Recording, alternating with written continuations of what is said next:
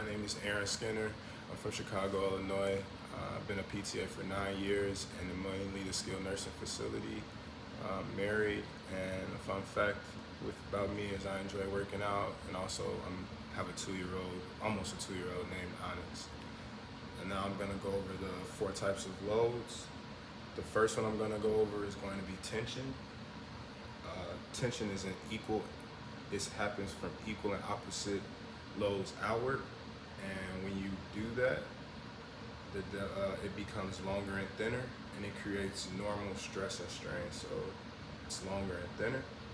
The next one is going to be compression, and I'm going to use one of my son's blocks. Compression is equal and opposite loads applied towards the structure. When you apply those loads, it becomes shorter. It becomes shorter and wider and widens, and it also creates normal stress and strain.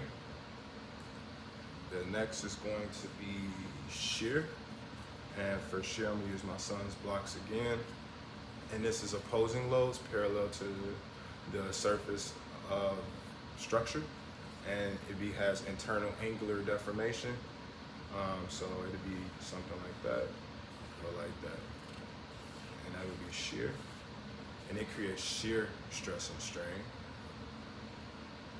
The next one is going to be torsion. I'm going to come back to this one. Torsion is opposing loads causing twisting around internal axis of rotation. And for this one, it's normal shear and strain. So it's opposing like that. And this one is a combination. It'll be tension, compression, and shear created within the structure. The shearing is parallel and perpendicular, whereas the tension and compression is diagonal to a neutral axis. Now we need to talk about the 2 types of bending. And for that, there's 3-point bending and 4-point bending.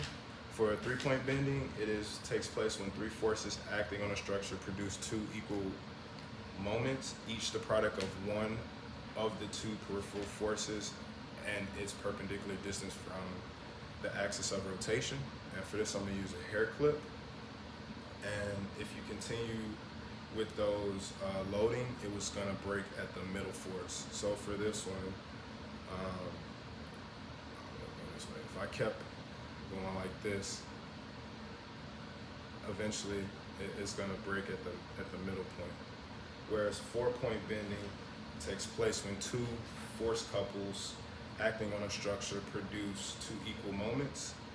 And for this one, a force couple is formed when 2 parallel forces of equal magnitude but opposite direction are applied to the structure.